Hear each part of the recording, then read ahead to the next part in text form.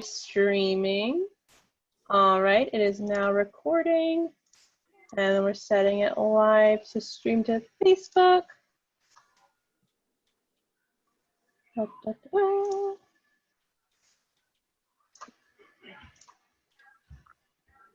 I just want everyone to acknowledge my guest on pop. The most important part. Acknowledged. Okay. This is like the fox plushie. So. Is the fox plushie from a particular thing, or is it just a very cute fox? It's just a very cute fox, and also my not my next book, but my next book is very fox heavy. So I have a lot of fox stuff, like a lot of fox stuff. Too much fox stuff. I've already started buying swag for my third book, which I haven't sold yet. It's the one my agent has the chapters and proposal for, and like some t-shirts just arrived because I'm not only confident, I feel like this one's going to be really swaggable. So. That's amazing. Yeah, Right. I mean, I actually had to stop myself from buying the domain name for the third book that hasn't sold yet. So, yes, relatable. All right, Facebook Live seems like it's set up. I'm going to click the button to make it go live, and then I will get started with the introduction. So, Perfect. oh, I forgot to add a title. The super special, awesome video chat. Excellent. Is it Pacton or Paxton? Pacton with a C. Pacton. Yeah. It's a Poston, so. It's the Poston Pacton event, indeed. Oh, the hardo.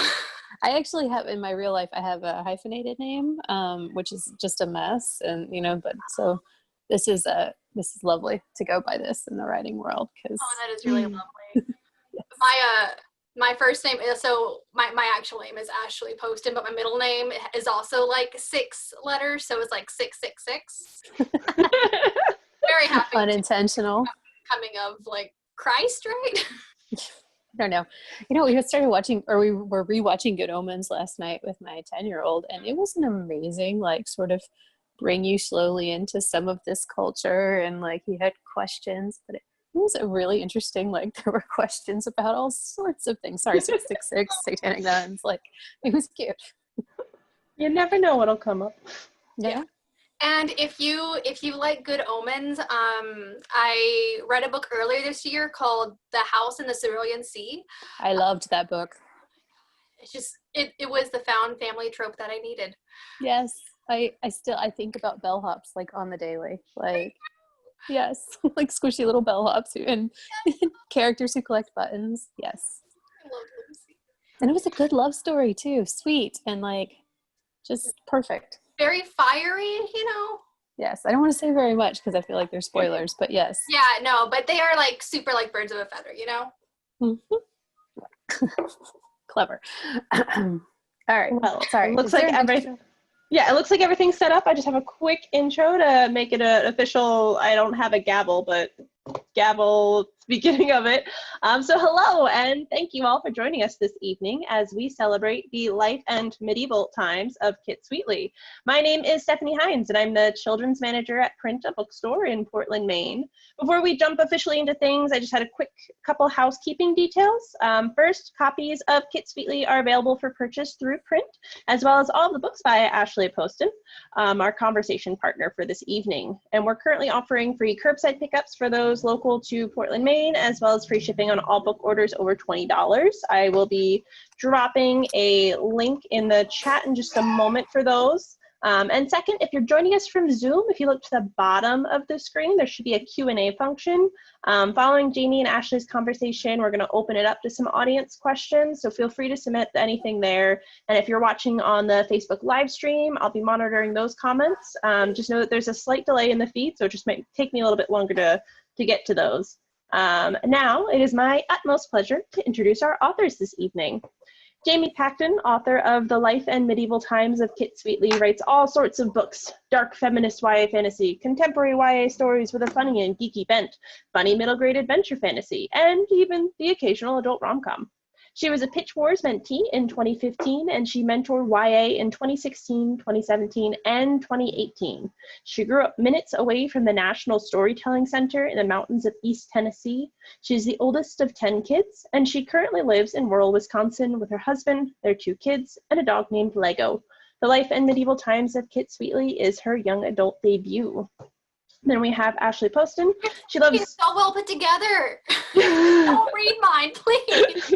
Too late. I'm already diving in.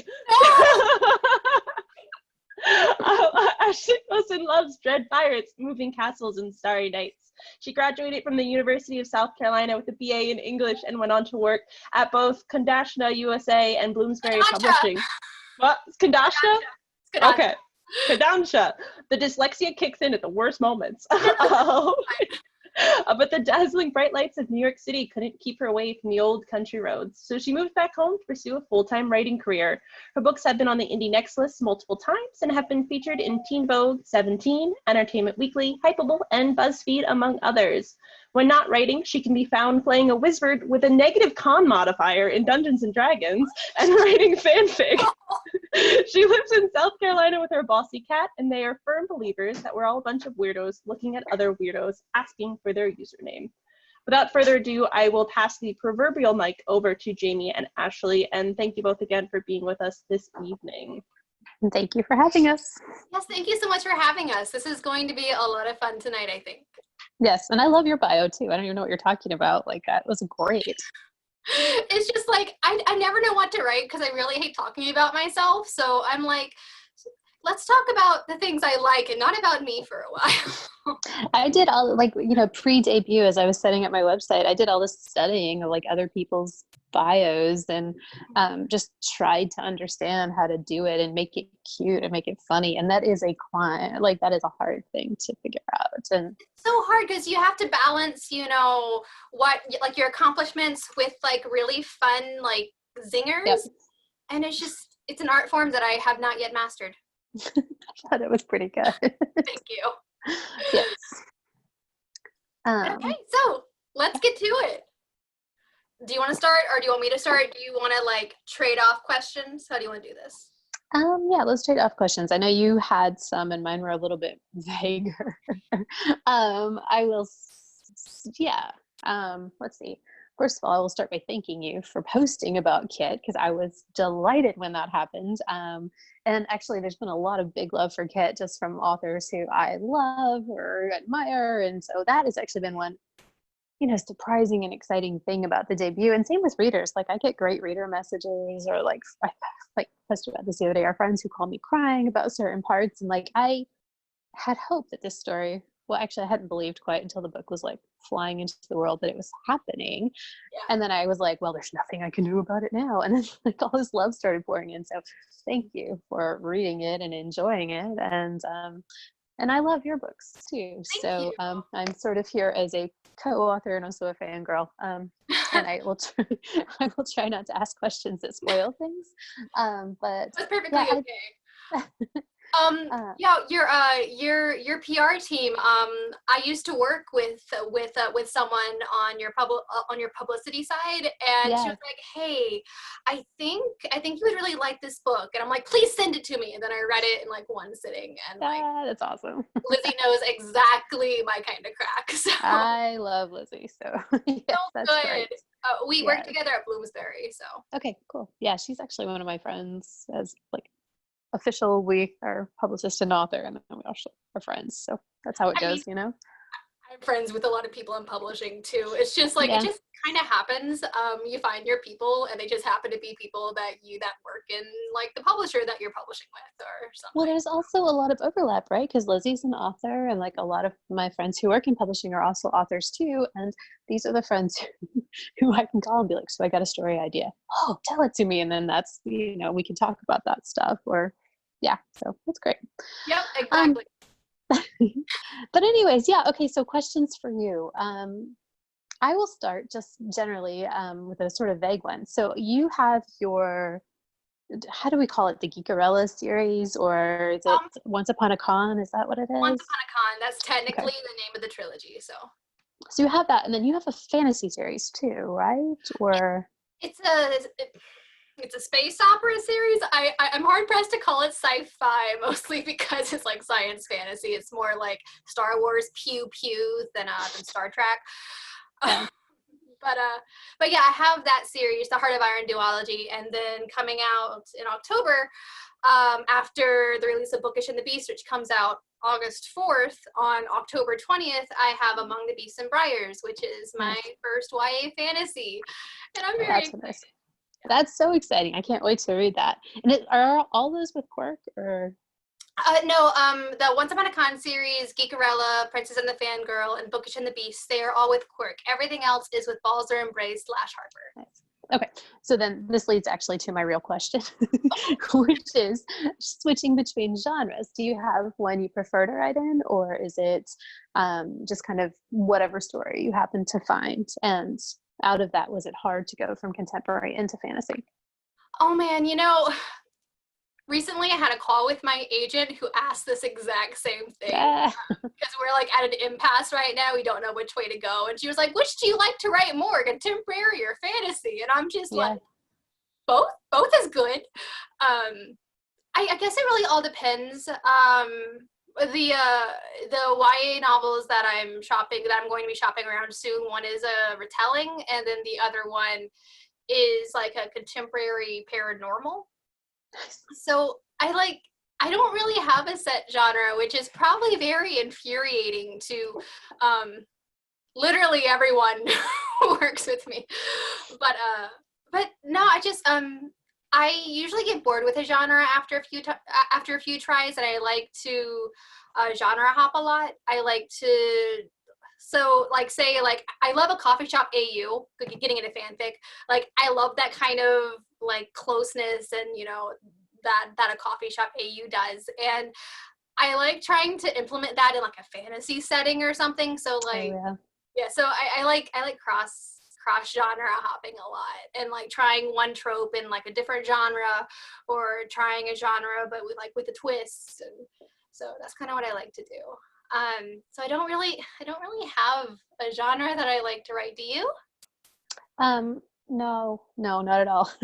And that's actually one reason I was excited to talk to you about this, because before Kit, I wrote, actually my Pitch Wars book back in 2015 was a middle grade adventure fantasy about 12-year-old Marco Polo. Really? Yeah, so I learned all this stuff about history from Marco Polo. And then the next book I wrote was a dark YA fantasy that kind of was drawn from a tiny little tidbit of history I found there. And I was shopping that book, and then it was like right after the 2016 election, and it's very angry and feminist. And so then I needed to write, I was looking for a story, and I kind of stumbled into Kit. And so Kit was my very first YA contemporary, which was a genre I read in, but I had never written in, And so this book came along, and it was actually Lizzie who read the first 100 pages and then I stopped writing it to go back and do some more querying. And she's like, where's Kit? Come on. She like poked at me until I actually finished it. This one's it. Yeah, truly. And then it was amazing. But I still find myself surprised that my debut was a YA contemporary, because that dark YA fantasy is actually still out there on submission. And so I'm doing copy edits for a second YA contemporary, and I have a third in mind. And I've come to really love this genre. Like there's things you can do, there's stretches you can make and jokes you can make that you can't do in fantasy. But I'm also concurrently 60,000 words into a new YA fantasy that is like a dream of my heart, and I'm letting myself just just let yourself enjoy it. I am, because it's not under contract, and I'm just playing, and I've had it in my head for a few years. But I was thinking about this as I was thinking about your books, because I think that I will be known as a contemporary writer for a while. Mm-hmm. But there's definitely I don't know. I think people are going to be surprised when book 2 hits too, because it's not really geeky.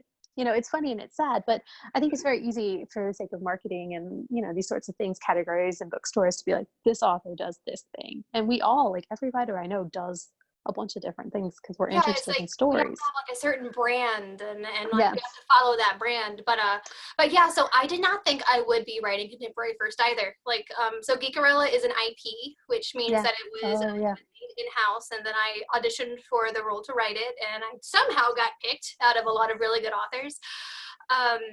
and I tried out for Geekerella while Heart of Iron, my space opera, was on sub. And so I actually signed the contract for the IP for Geekerella before Heart of Iron ever sold. And Heart of Iron sold, I think, 6 months later. So That was a good year. yeah, I was like, well, I didn't think this would happen. And then the way the timelines worked out, Geekerella pubbed a year before Heart of Iron. And then, like, it's been 2 books a year since then. And I haven't had any sleep. So. Right. So similarly, I also auditioned for an IP last year, right around this time. I got it. It had an extremely fast timeline, and that book came out October last year, and it came out under a pen name, but it's with Razorbill. And it was such a weird experience because I had this debut in the works, and we were slowly starting to do like cover reveals and everything that traditional publishing does. And this little IP book just comes zooming in. And I could talk about it, and I could go to the bookstore and see it, which is actually kind of lucky because I haven't seen Kit in a bookstore yet, so I kind of got some of that debut experience. But anyways, I had no idea Geekerella was an IP. Were the other ones in the series like did you generate those, or how did that work? So technically they're IPs because they branch off of Geekerella, but I did build the majority. Well, I built the majority of all 3 of them. I basically got a 1 paragraph pitch of Geekerella, and I was like, how about if I have 2 POBs and the prince is a total cinnamon roll, and like Cinderella saves herself. They're like, yeah, sure, why not? But there has to be a vegan food truck, and I'm like, sold, we can do that. So that's the hill they were like dying on. That was the hill, and I'm like, yes, we can have a vegan food truck if I can include a wiener dog. So. And you got it. It's there. Yeah, it's there. Frank happened. And so, like, for Princess and the Fangirl, that was one that me and my thin editor kind of did together. It was between that and a Snow White retelling, which maybe we might go back to someday because I really liked it. It was like a reverse harem, which I am a total junkie for reverse harems. Yeah. But Bookish and the Beast is 100% me. So yeah.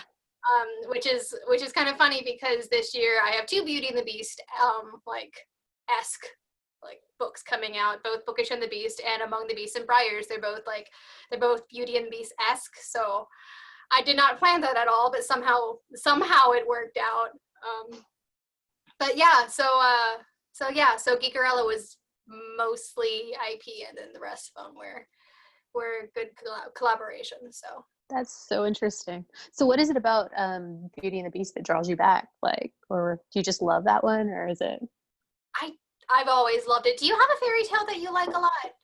I do. My favorite is The Wild Swans. And I wish I was in my office because I have this gorgeous giant book. It's called the Shirley Temple Book of Fairy Tales. Have you seen that one? So my grandma was a librarian, and she only had like pulp novels in her house. And when we go visit her, this would be like her one children's book. So I spent hours in my childhood reading this. And then the Wild Swans version in that book is very, very, very weird. And so I wrote a YA novel based on it, like a retelling. This is before, or maybe I don't know. I don't think that book will ever get to go into the world. It's not. No, it's possible. Maybe it's a big revision, but there's so many brothers in that book, though. Like, they're unmanageable, because of all the ones that turn into wild swans. And like in this retelling, there's like 11 brothers, and so I just have to start killing them off in order to make them to be able to have a handle. Yes. You can just Stardust all of them, like what Stardust does to all the brothers. Just kill them all off. Right. Yeah.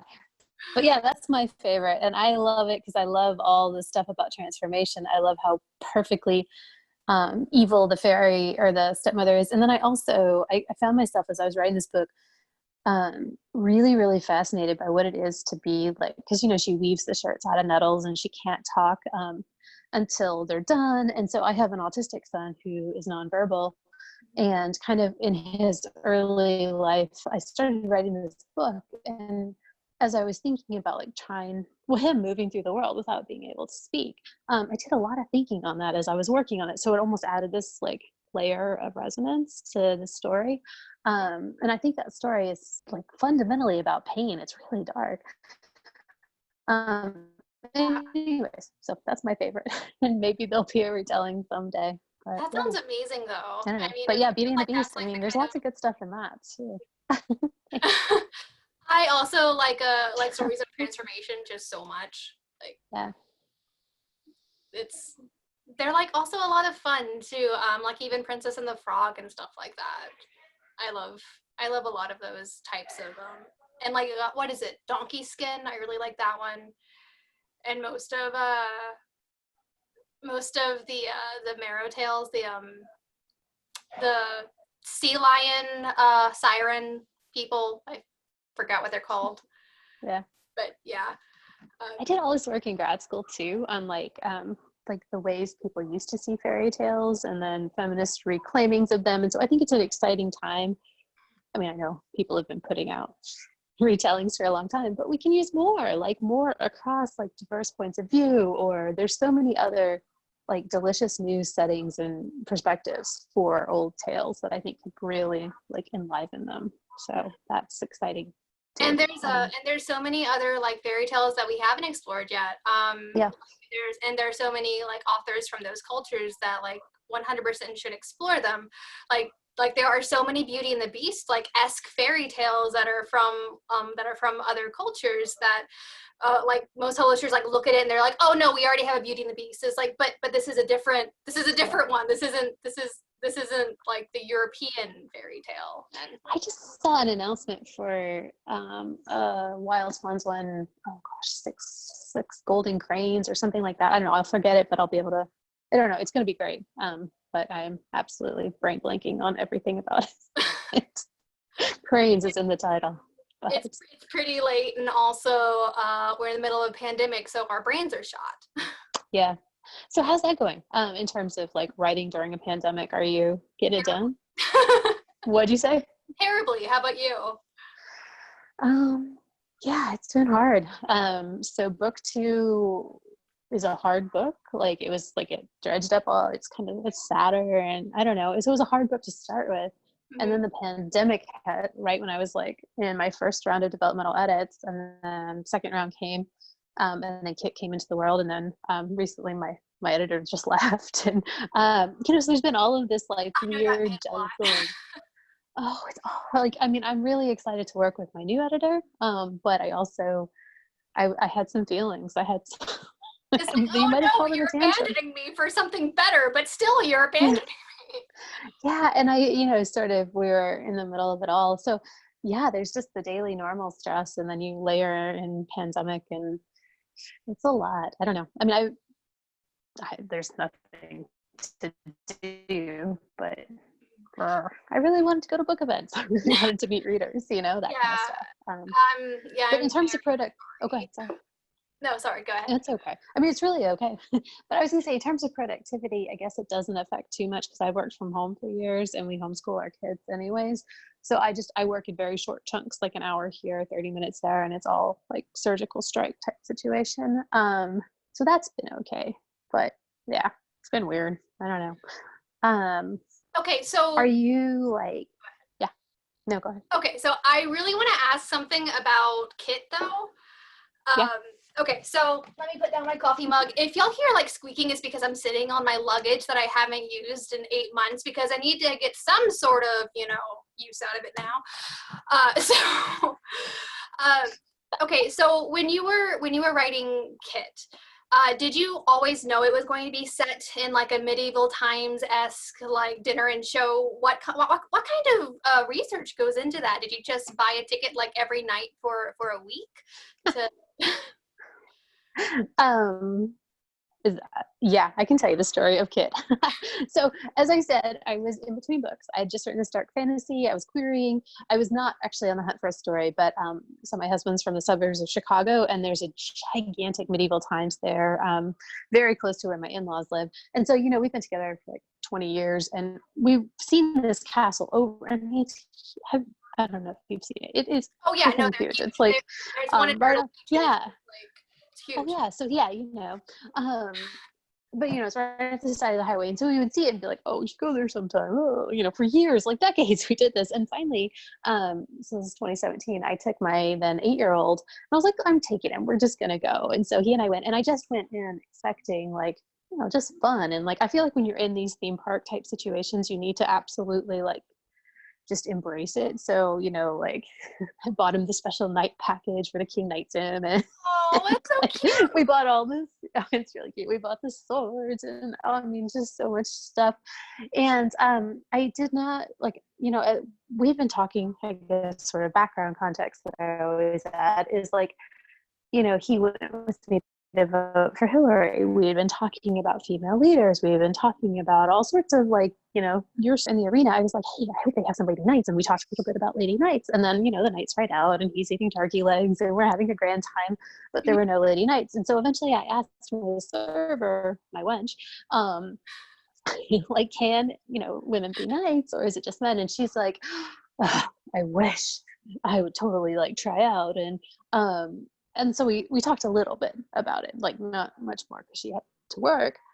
But I think as soon as she said that, I was like, there is a story. Because I had been thinking this would be a really weird, fun place to work as a teenager, And so then what if you have this girl who wants to be a knight? And so I left there like $200 lighter because of all my kids like junk that I bought.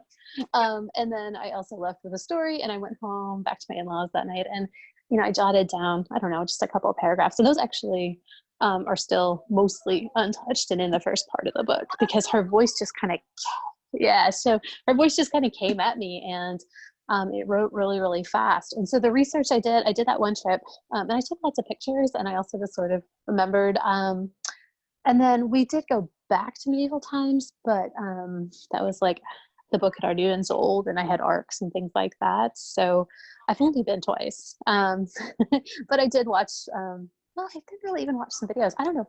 Have you been to one of these places? I have. I actually have a friend who is an actor in Myrtle Beach who did the medieval times thing, and then when it was converted to a pirate thing, he was a pirate. So amazing. So yeah, I am very familiar with that. Yeah, and I've actually met a ton of people who worked at medieval times, like queens and all these other things. So I've actually loved that part too. But I'm not sure I would need to go back every night for a week, nor am I sure I could actually handle that because it's a lot. And the food's not really and that it's expensive good. too. No, it's not. I mean, it's just, it is as cheesy and wonderful as it needs to be, and I'm so glad I did it. But yeah, I'm not even sure. I mean, maybe I would probably go back because I want to take my book. But there was no way I was going back every day for a week. Yeah, it's a lot. Same with like me and cons. Like there's no way I could go to like more than one con in like a month unless I published for it. Yeah, I was going to ask you about that too. Like I've actually never been to a con because I don't do very well with crowds, and I grew up in like this weird part of Tennessee where we just didn't get a lot of cons. But yeah, I mean, you said once a month? I mean, like, do you go to a couple a year in like normal life conditions? So when I was a teenager, I actually only went to one con, and it was when I was a senior in high school because like cons just weren't a thing. And the ones that were a thing, they were like in Atlanta, Georgia, or they were like in North Carolina. Nothing came to South Carolina. Literally nothing comes to South Carolina. For good reason, but so I didn't actually like get to my first really big con until college when I was interning at Kodansha USA. This was before I got a job there, and I got to go to New York Comic Con for a day. Nice. And I got to use like my boss's like gold level pass and everything, so I got to go into the back area and make a complete fool out of myself. But it was nothing like how I thought it would be. I was like, I saw fanboys, and this is nothing like fanboys because there was nothing else to like relate it to. Because I think Fangirl had just come out, but like Fangirl doesn't even deal with cons whatsoever. And I think Cecilia Castellucci's "Don't Cosplay My Heart" had just come out, and so there were only a few convention books and cosplay books about, and I was like, oh man, there's not really very many. But I started cosplaying when I was a teenager before we ever went to cons. Like I would cosplay to the movies. I remember. That's amazing. I remember being a freshman in high school, and I hope I hope no one makes fun of this, but I know they will, and it's okay. I also make fun of it too. So the first Yu-Gi-Oh movie came out in theaters, like Yu-Gi-Oh the movie, and I was still into the fandom as a freshman in high school, and I was like, yeah, because like Yu-Gi-Oh is great. I still love it. It's fantastic. But we all cosplayed. Me and my 4 friends, we all cosplayed as rare hunters, and so we like went to the movie theaters in like leather pants and like purple cloaks with spray painted gold jewelry on, and it was something. It was an exciting night for AMC employees. Like, so exciting. They were like, "Are y'all part of a cult?" And we're like, "Yes, we're the bear hunters." Definitely. So good. It was fantastic. I was a drama kid and a theater kid, and so my school was on a college campus, so it was like a university school, and my mom worked there, and so I would do theater at the college level, and I would also I didn't cosplay because again it wasn't kind of a thing, at least it wasn't on my radar. Like, I don't know, this was like the late 90s in East Tennessee. I didn't But I even know there was would a name for it, honestly. No, definitely not. It was just I like, had oh, we're friends just dressing up. Yeah, I had friends who were LARPers, and I did, like I said, theater and stuff, but I would borrow like costumes and hats from the college theater department, and then I'd wear them to high school. So notoriously, I went one day in a hat that was like, I don't know, it was like, you can't see the shape I'm making, but it was a large ass hat. That's amazing. I mean, so it's not as grand as the movies, but similar. Like, this impulse to like be someone else or live in this, or not even live in this fantasy world, but just like do something extravagant in our tiny little town. Like, I think that was definitely there, you know. Yeah, so. just to like sink your like toes into someone else's shoes for a while, and just to not be like the person everyone perceives you to be, and instead like to explore this other side of yourself. And I think also Kit does that really well, because like she was like a serving wench, but then she like aspires to be this knight, and I really love that journey. Thank you. One of my favorite parts in Kit, and one thing I really like, I think maybe this was a little bit more heavy-handed in earlier drafts, is Kit's constantly trying to sort of balance like this fictional life she leads at work versus her own very challenging reality. And she struggles with that, you know, because, and one of my favorite moments of the book is when I think I can say this without spoiling. So she's just done this grand, you know, she's a wench, and there's like she's written out as the knight. And then she gets home to her house with this box of like cold food, and her, like, the power's been cut off, and she's sitting at her kitchen table eating like a cold chicken leg by candlelight. And she's like, this is perhaps the most medieval thing I've actually done all day. And yeah, I think that I really loved that sort of the theater and being someone else in one space, and then coming home and just kind of having those reflect each other. Like, I had a lot of fun with that in this book, for sure. Like the juxtaposition is like really stark, and I really like that like it's like almost you're donning on like a superhero cape almost. You're just being someone else for a while before you go back to whatever reality you're in. Yeah. And I mean, but which is interesting too about when you work in one of these spaces, because I used to work at a 50s restaurant in college, and you know, so I'd get to put on my like whatever, like my 50s outfits, and it was great. Like, but so much it was fun. also what? It sounds like so much fun. Oh God, it was so fun. And it was really fun too to buy clothes for it too, because it was before, like, I don't want to say it was before people were into vintage, but I was buying like super primo vintage dresses for like $2 at thrift stores, you know, and like wearing these gorgeous like clothes. And then we also danced on the tables, and we were supposed to be rude to people. It's called edubetics, I don't know. Anyways, yeah. But you know, like Kit, like you live in this fantasy space, but it's not like a convention. Like, you work there, so you have to like, I don't know, you keep going back to it. So I think it loses some of its shimmer eventually too, especially when you're serving food and stuff. But I did love that in Geekerella as well, just like the convention space where she could, you know, be the princess or be, you know, whoever she wanted to be. I think that's a very fun trope to play with as well. And it's like, it's also a trope that a lot of teenagers tend to like, because like we are in this weird time right now that's just like, people just deserve to see themselves somewhere else, you know. It's just, they deserve to be someone else sometimes, just to take a break, you know. I do. Are you finding, as you're writing new books, though, I was talking to someone else about this, like, it's weird. I'm not writing the pandemic into any of my current books, but someone I know is writing a book about a cruise ship, and she's like, it's basically a fantasy novel at this point because, like the thought of getting together and I rely on like my characters being in crowded spaces for certain things to happen. And I think that's going to be an interesting way we grab, or I don't know, that finds its way into fiction down the line at least. Yeah, whenever I like write like a scene where like two people like hug or something, I'm just always like, ah. Oh my God, you're putting your face into that strangers. Yes, exactly. It's weird. I don't know. But yeah, I want to reflect teenagers' experiences as well. But I'm also thinking about like, what can we do in books? And I'm sorry, you don't get to actually go to the movies or do anything. Yeah. Yes. Like, no, sorry, you don't actually get prom or graduation, but you get this cool Zoom instead. Yeah. Like, well, that's a slap in the face. I know. Sorry, I'm just gonna check the time and see what time. I don't know. Oh, do we have to do questions, or did you have an either or is there? It depends. I'll just sit here and chat with you about whatever all night. It depends on like what Stephanie deems we should do. Are there any questions or Stephanie? Hi. So we do have some questions here if we want to jump into those. I was about to give a nudge of like a 5-minute nudge, but if we want to start on those now, that's fine too. Yeah. So first question for Ashley. You once said you try not to read the genre you're writing in right now. When would be the right time to read Kit when having a queer medieval idea that's bumping under your nails?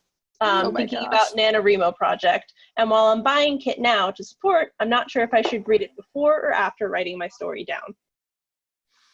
Actually, I think Jamie should answer this one. Like, I know that I cannot. I would have happily. Yeah, I know that I cannot write when I cannot read the same genre that I'm writing only because like the wires get crossed, but that doesn't happen to everyone. Just like I can't like some people can like write with like music on. I can't do that either. I tried and I just ended up writing the lyrics to the Black Parade. It doesn't work for me. But Jamie, how about you? Real quick, I see that they actually rephrased the question of, do you care about reading your own genre while writing in it, or do you try to kind of mute it for the time? And if yes, for how long? And do you start to stop reading it as soon as you have the idea, or as soon as you start writing it down? As soon as I start writing it down, usually. Yeah.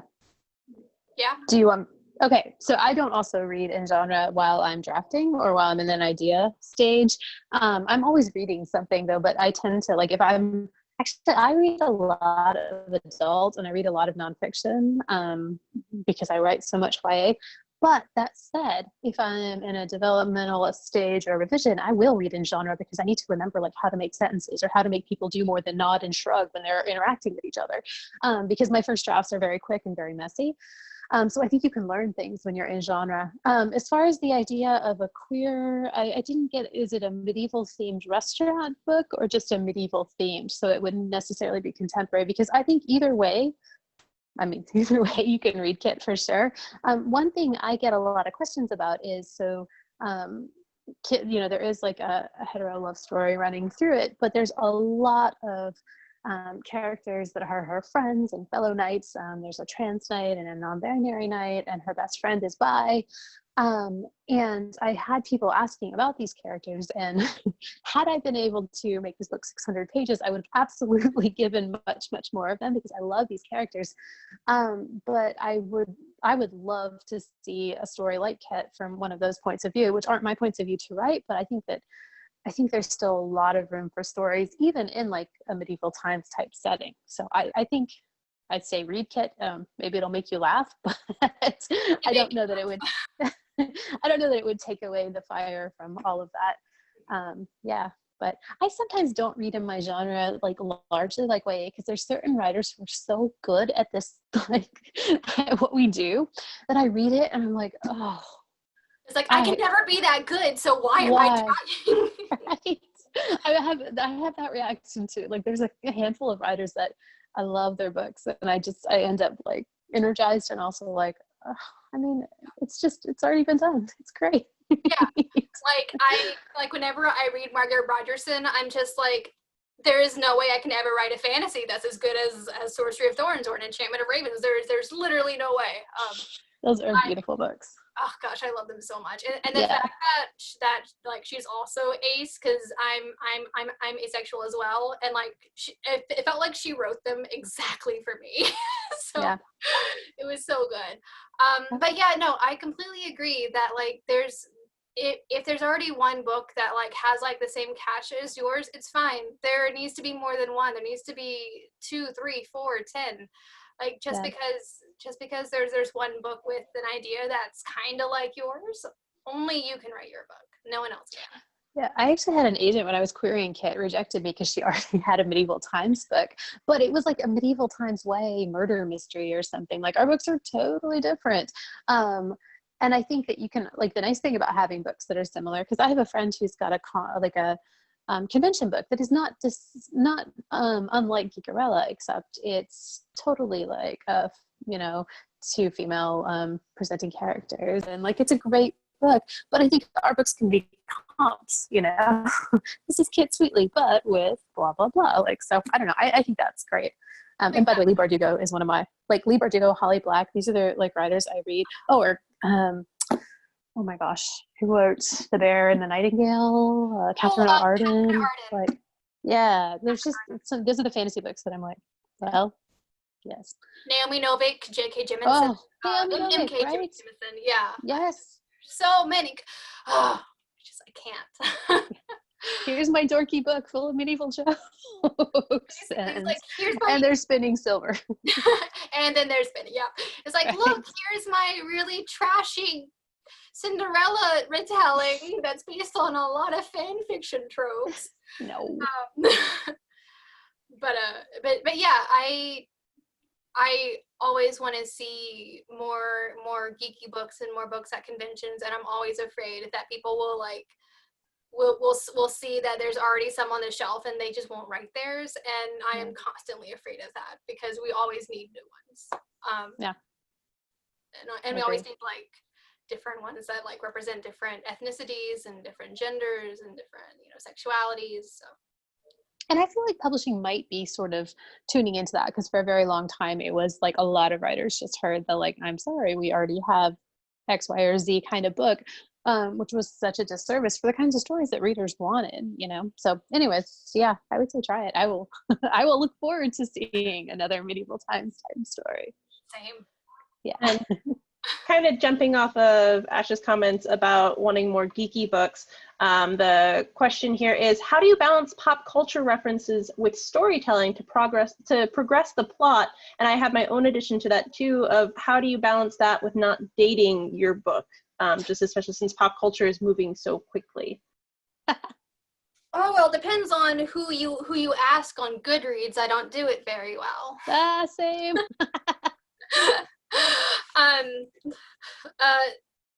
There really is no perfect answer for this. Some people think I have the perfect like balance of geekiness and pop culture references, and some people are like, oh, there are too many references. It's all based on like personal opinion. So there's really no way to balance it perfectly. And the dating thing is like what I'm terrified of, because I am always terrified that if I include like Doctor Who, it'll be dated in 10 years, and I'll be like, no, this thing has been around for 60 years. I should be fine. Yeah, I think about that a lot, and I also see similar comments. So many pop culture references, or if you like pop culture references about Lord of the Rings and Game of Thrones, this book's for you. If you don't like me, well then, I'm like, well, I mean, there's definitely an audience that those jokes are meant to land with. I will say that I was in like some level of like Kit revisions when the last season of Game of Thrones dropped, and so there are spoilers in there about Arya and things like that.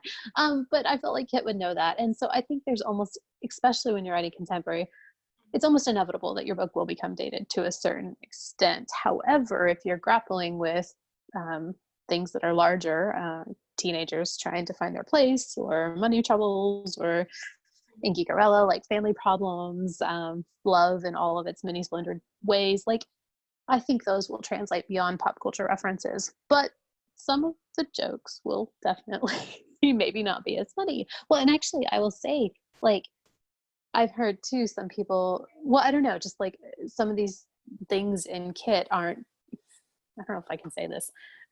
When we talk about foreign rights, there have been certain questions of, is this too American? You know, are some of the jokes and references, which is funny because I get a lot of international readers. But yeah, I will say in Geekerella, I think what you did beautifully is you wrote this sort of alternative fan universe. Do you know what I mean? Because there's still Star Wars people at the conventions and things like that, but you kind of gave it your own spin, and so it exists in its own world. You and I can make it as toxic as I want to. Yeah, but yeah,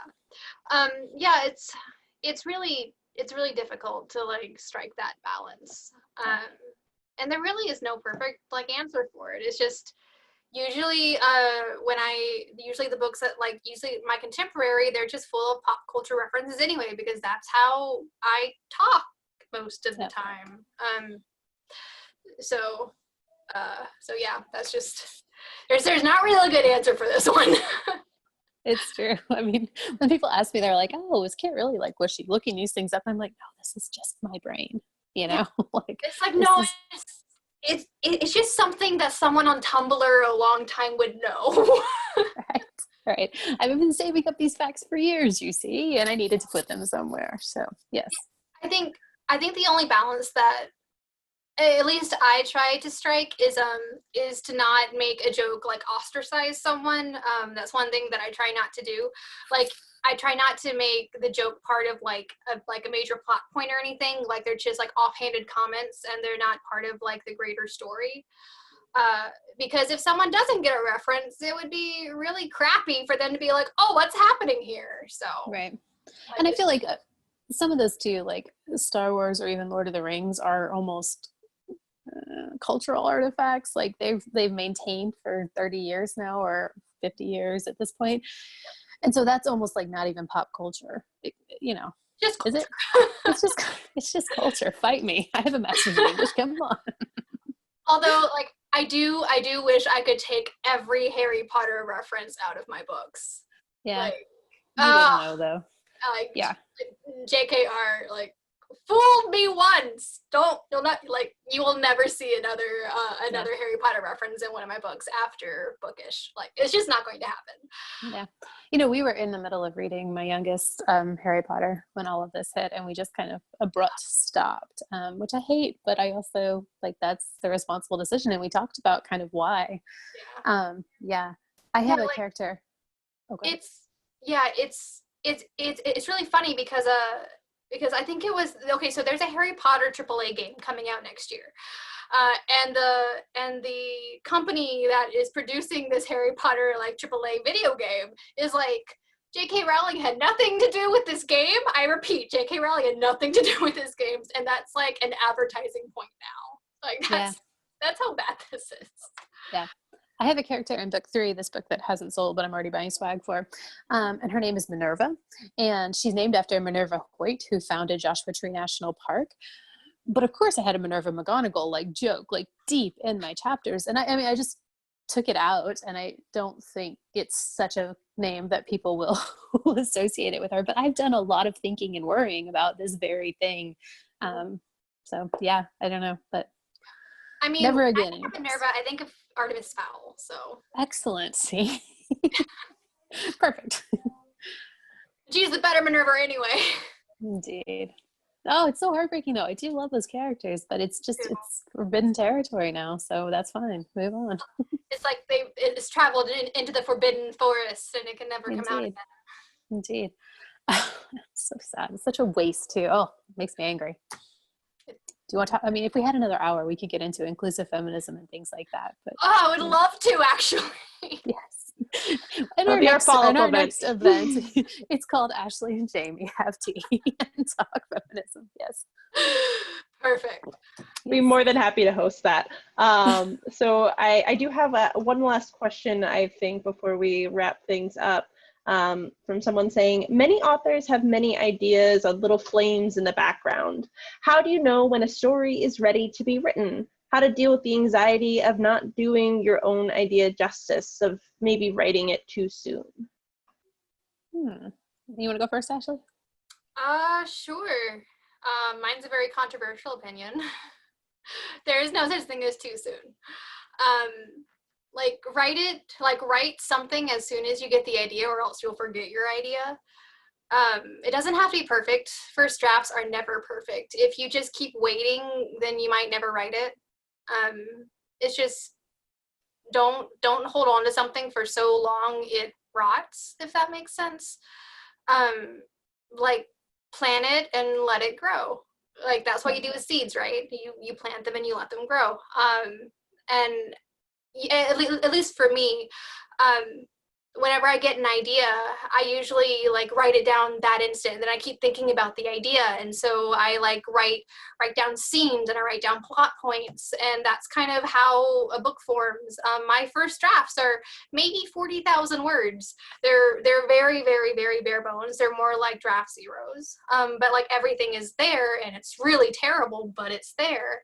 And then you can spruce it up, and you can evolve it from there slowly but surely. But yeah. Yeah, I'm one of these writers who, my husband says I'm like that meme of the guy and the girl and looking over his shoulder with new ideas. Cause especially when a book is the drafting's going roughly, I'm like, oh, well, hey, how about this new, my long suffering agent, she gets so many emails that are so what do you think of this? Me too.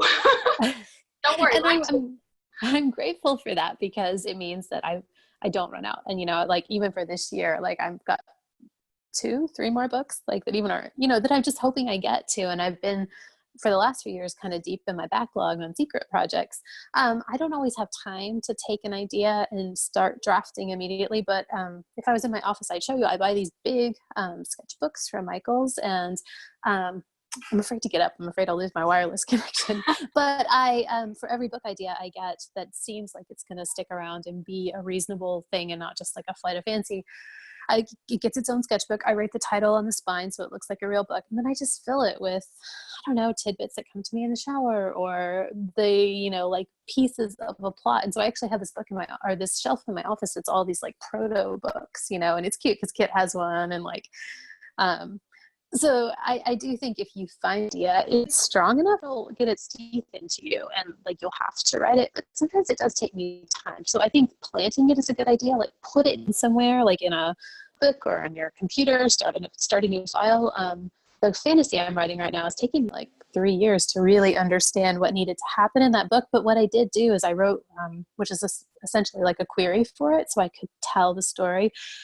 And then 6 months later, I wrote the synopsis, and then, I started drafting. So yeah, but a lot of that too has to do with time and books under contract. So yeah, if you get an idea and it interests you enough to explore it, I'd say go for it.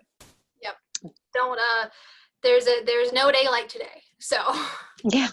Well, the other thing too, my very first novel, so my first drafts are very bare bones, but my very first novel took me 3 years to write, and it was 30,000 words. Because I lingered over, I had to know what was going to happen in chapter 16 before chapter 2 could be finished. And It was excruciating. And so I find if you can just messy draft it, then revisions are very fun because you're making it pretty and you're adding in things like sounds and smells and character feelings. And you're adding in little chaste kisses, or really cool buddy moments, or you realize there's a subplot that you didn't know you wrote in that you actually wrote in, and you're oh, past Ashley, what did you, that's great. So exactly. Brilliant. Look at that objective correlative you snuck in there. Right. But that's the thing too. If you don't kind of grab onto those when they're there, it's I don't really write down my dreams, but occasionally I'll figure stuff out in my, my either waking life or in my sleeping life. And I'll be oh, I should probably note that down because so the same thing when you have a good idea, run with it, I would say. Don't wait. Just go ahead. Yeah. But yeah. Well, that's bringing us right towards 8 o'clock. So this has been absolutely lovely to share the evening with both of you. Before we officially sign off, I also wanted to give you both a chance to share what is the best way for people to keep on top of what you're doing, any social medias that you prefer, any way to contact you if people have questions, best way to keep on top of what's going on in your worlds. For me, I am active on both Instagram and Twitter. I feel like my Instagram is probably more fun. So that's at Jamie Pacton, JamiePacton on both Instagram and Twitter. And I will put news up there. Let's see. And then my website is jamiepacton.com. So there's lots and lots of like Kit's Weekly extras on there. Ooh, can you see this thing behind me? This is my beautiful lady knight that I commissioned as part of Kit's Weekly. You see it? Oh, I love it so much. So that was a tattoo I was going to get. And then the pandemic hit, and so I didn't get it. So I ended up printing it. But on my website, under Kit's Weekly Extras, there's actually a coloring page of that night. So there's just fun stuff there. So I would say Instagram is a great place to start for me. And then also website and Twitter if you want to see my retweets and hot takes on important issues. So, yeah. Yeah, about the same for me, actually. I like Instagram a whole lot more than I do Twitter. I will probably reply to you if you comment on when I post. I do not check DMs. That's one thing I do not do. That is a revolutionary position. Wow, really? I only check DMs from like mutuals. Which is only because you can definitely get in contact with me via my email on my website, which is ashposton.com. And on Instagram, I'm _Ash Poston because someone is sitting on Ash Poston and they won't get off of it. I'm so mad. Unreasonable. Oh, it's so unreasonable. I've been like reporting them like every day for the last year. So it's not even an account. They just have it. It's just like they're not doing anything with the account. They're literally just sitting on it. Oh, I'm like, maddening. Please, can I have my name? Right. Please. But yeah, so definitely like comment. Let's talk on Twitter. I am Ash Poston on Twitter because I did reserve that early on. But usually, mostly on Twitter, I just post a lot of hot takes about anime. A lot about anime and video games. That's usually what I'm talking about. Right now, I'm talking about JoJo's Bizarre Adventure, which is very bizarre. So, it's very bizarre. My email too. Sorry, I should have said this. It's jamiepacton@outlook.com, but that's also on the website. So you can email me for sure. I do check DMs actually. Oh, I wish I had your strength. Listen, I block people like frequently, but I also like I've met some really interesting people via DM, and so it's been nice. I don't know, but I'm new to Instagram, relatively speaking, so maybe I'll just After I got creepy guys coming into my DMs, I'm like, no, we're good. We're not gonna do this anymore. Can I tell you a quick story about that, like super fast? Sure. So in book 2, Lucky Girl. Again, in copy edits. And so there's a lot of like, there's some Facebook posts in there and there's one Instagram post from her best friend. And so my copy editor pointed out, like, you need to go claim this Instagram handle, like for your character. So I did that. I like through a different email, I made the Instagram account and I followed myself because why not? So then when I log back into my own Instagram, I see this and I'm like, who is Brandon Kim Wisconsin? And they have no followers and they're following me. Who is this creep? And I'm like, that's your own character that you just created, but that is what it's like to be a woman on the internet and do that immediate screening, you know? And Yep. And you're like, who is this weird? Oh no. Or it's like, oh, it's just me. It's fine. Right. But it was just such a weird, like, that's been an author life thing, not, Yeah, it's real weird. But it's fun too. I like talking to a lot of my readers and fans. It's a lot of fun. Yeah, I love that. Definitely. That's great. Yep. And we wouldn't be here without them, so. No. Thank you so much. Yeah, no, so I just dropped a link to the books again in the chat, and I'm adding those onto Facebook again as well. So please go out and support these authors so we can have them back again for all of their future books. And thank you everyone for being a part of tonight. We really appreciated it.